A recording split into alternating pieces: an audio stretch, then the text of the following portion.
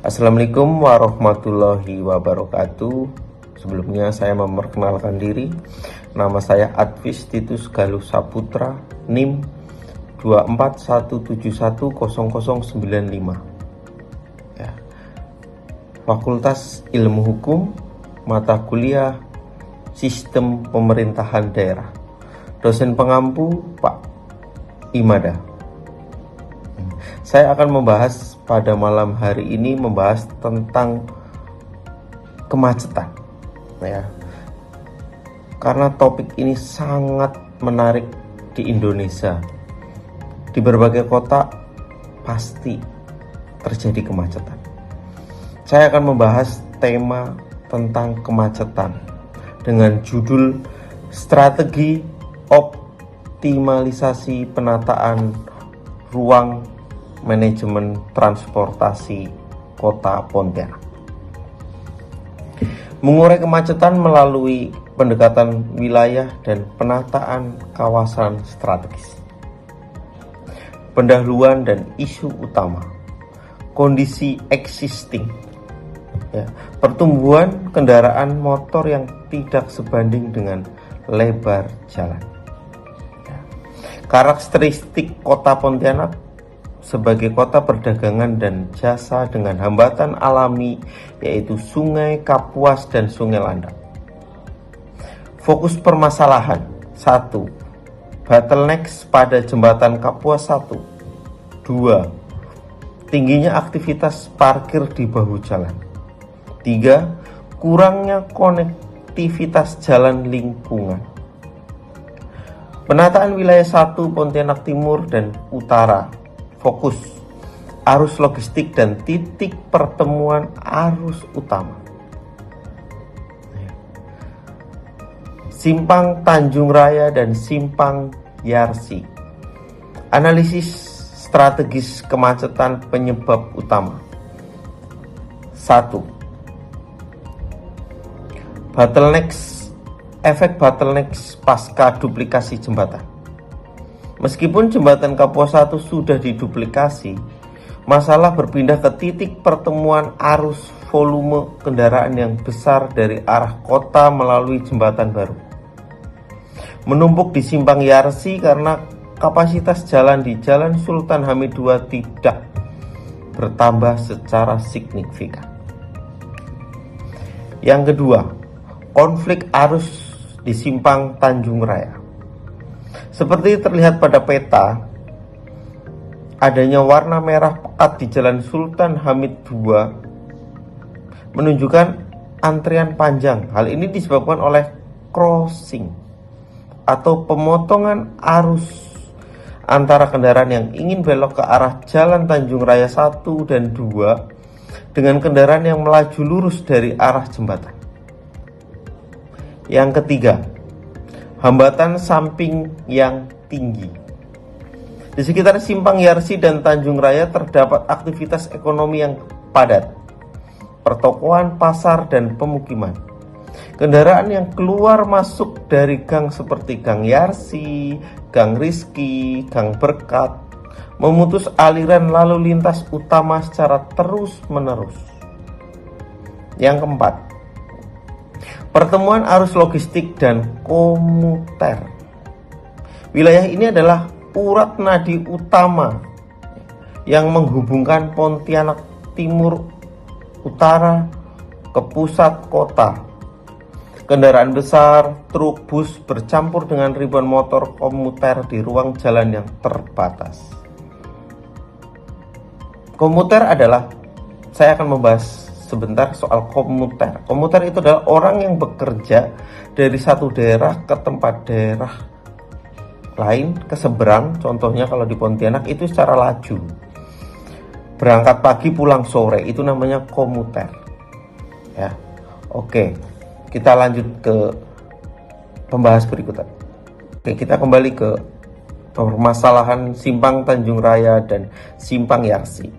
Alternatif solusi yang saya tawarkan atau secara strategis menurut saya, yang pertama, A. Manajemen rekayasa lalu lintas jangka pendek. Ya, pertama, 1.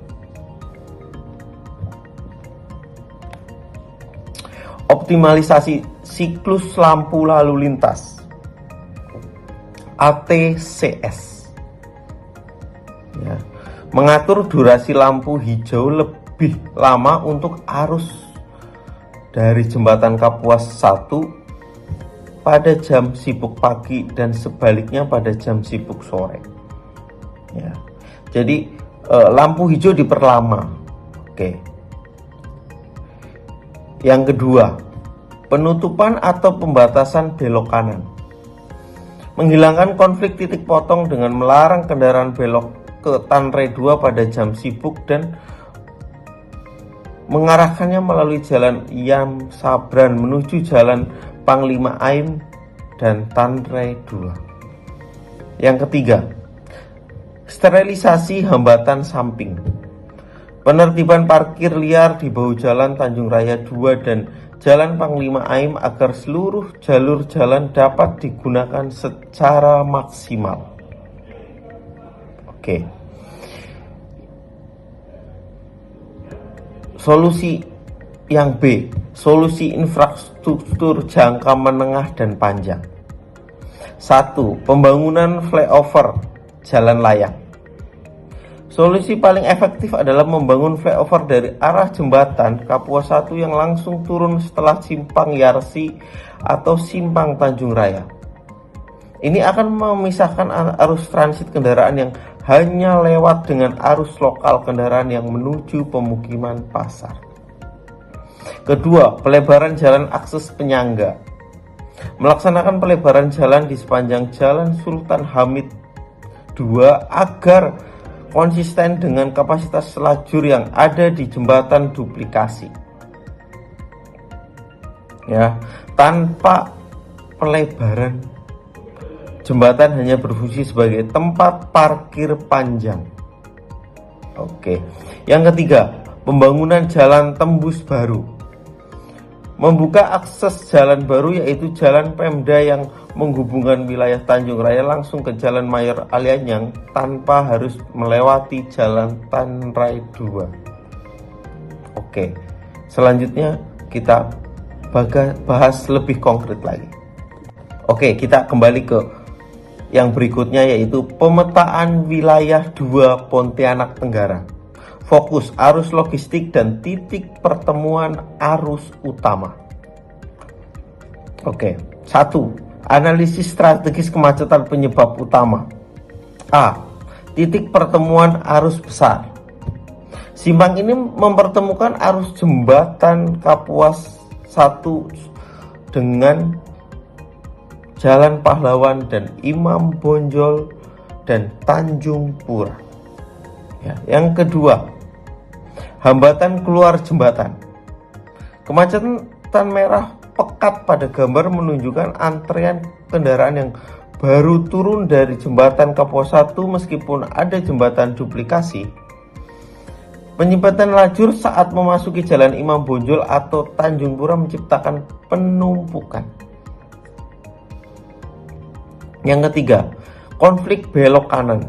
Arus kendaraan dari Jalan Pahlawan yang ingin belok kanan ke Jalan Imam Bonjol sering kali menghambat aliran arah dari jembatan. Oke, kita bahas berikutnya. Oke, kita kembali ke Simpang Garuda.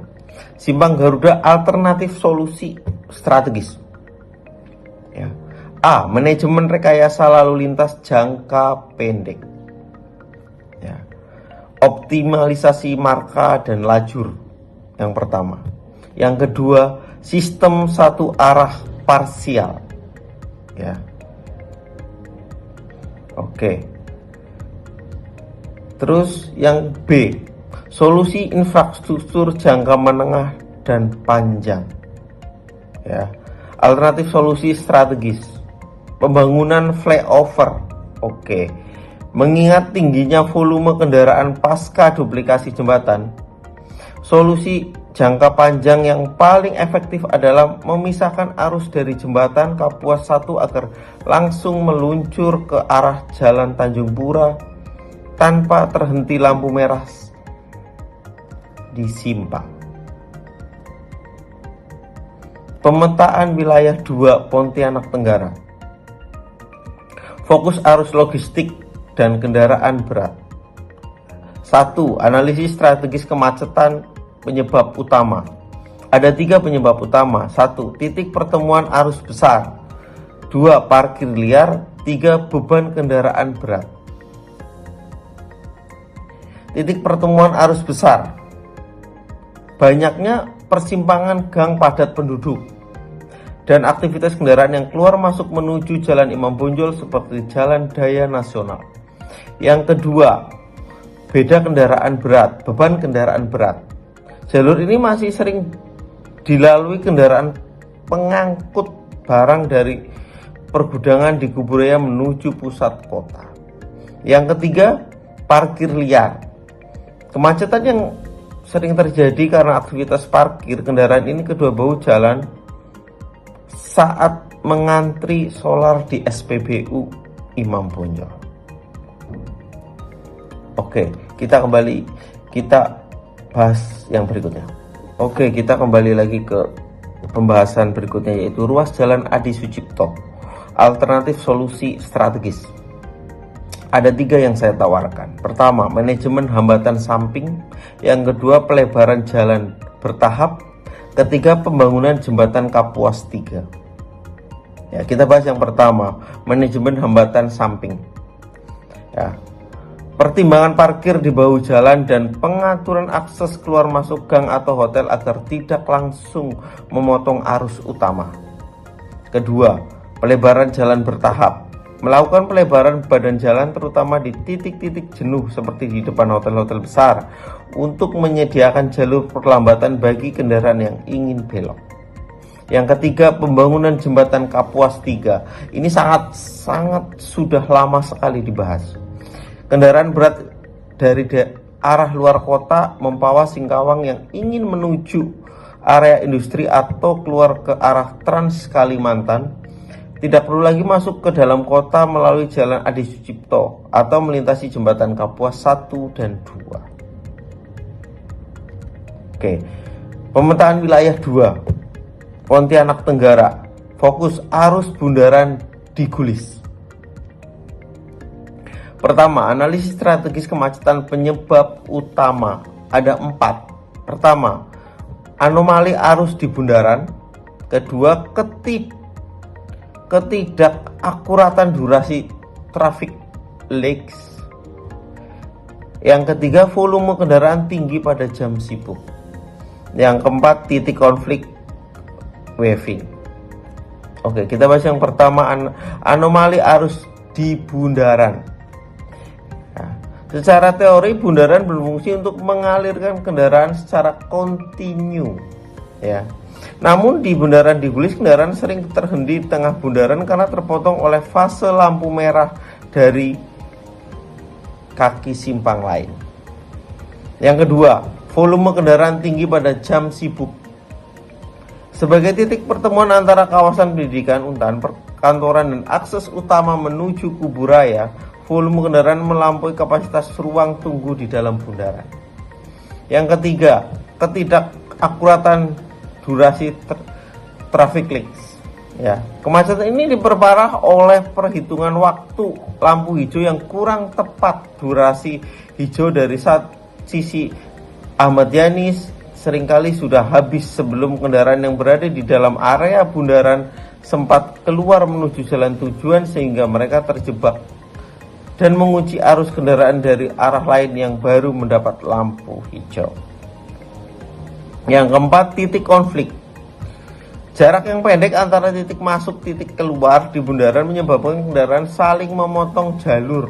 Waktu singkat yang memicu perlambatan masif. Oke. Itu salah satu analisis. Yang kedua, bundaran di Gulis. Manajemen rekayasa lalu lintas jangka pendek. Ya. Jangka pendek saya tawarkan ada 3 pembahasan. Yang pertama, sinkronisasi ATCS Area Traffic Control System. Ya. Yang kedua, Mars Yellow Box Justin. Yang ketiga, prioritas lajur berputar. ya. Yang pertama, sinkronisasi ATCS, ya, melakukan audit ulang waktu siklus lampu lalu lintas. Perlu ada waktu atau pembersihan area bundaran yang lebih lama agar kendaraan ini di dalam bundaran untan keluar sebelum arus dari kaki simpang lain masuk.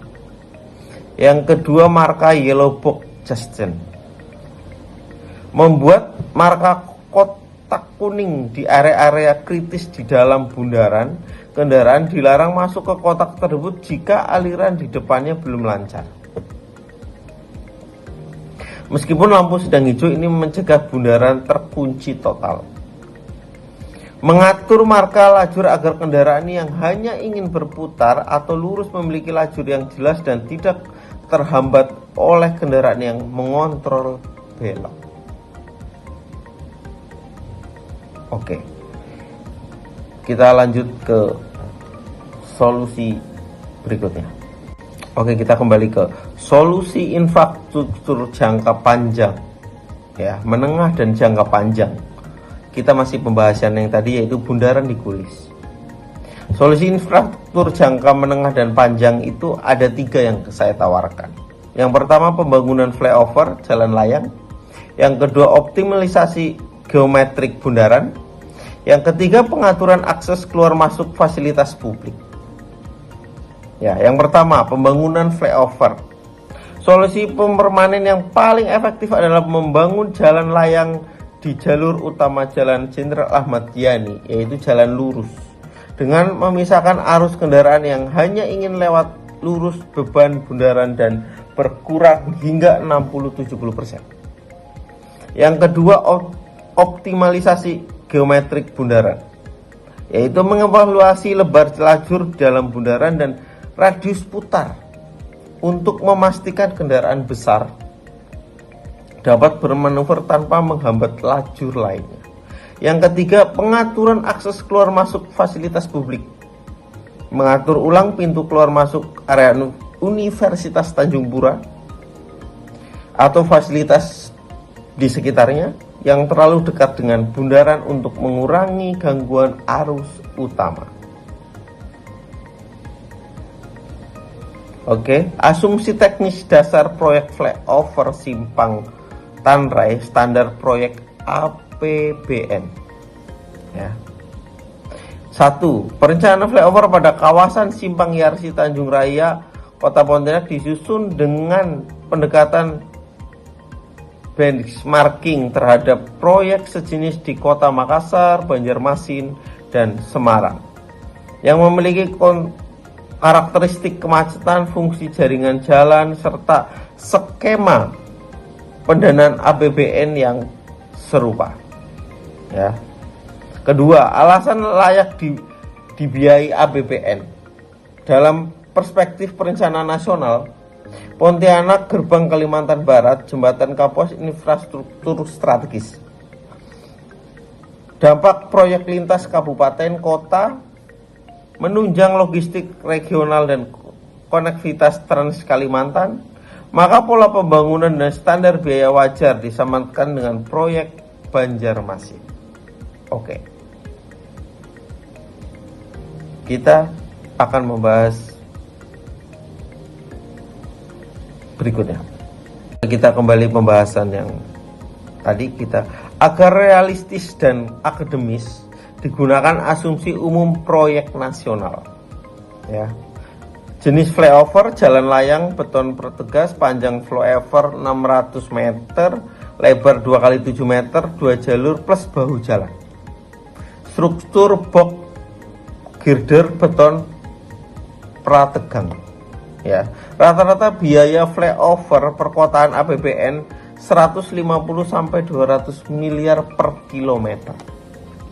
Estimasi total biaya pembangunan digunakan angka moderat dan aman secara akademik, yaitu 175 miliar.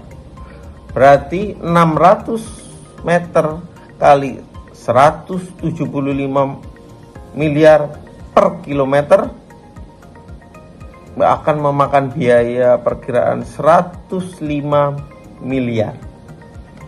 Total perkiraan anggaran 105 miliar. Estimasi waktu pembangunan, total waktu proyek 2,5 tahun sampai 3 tahun. Oke, kita mulai lagi penjelasan infrastruktur. Solusi 1 tadi itu kita bahas adalah pembangunan jembatan. Percepatan fungsionalisasi jembatan Kapuas 3 untuk memecah beban jembatan Kapuas 1 dan 2. Outer Ring Road, pembangunan jalan lingkar luar agar berat tidak masuk ke tengah kota pada jam sibuk. Manajemen persimpangan, penerapan area traffic control system (ATCS) yang lebih cerdas di titik-titik krusial. Solusi kedua, penataan ruang dan regulasi. Yang pertama, zonasi parkir. Mengubah sistem on-street parkir menjadi gedung parkir vertikal khusus di Gajah Mada, Tanjung Pura.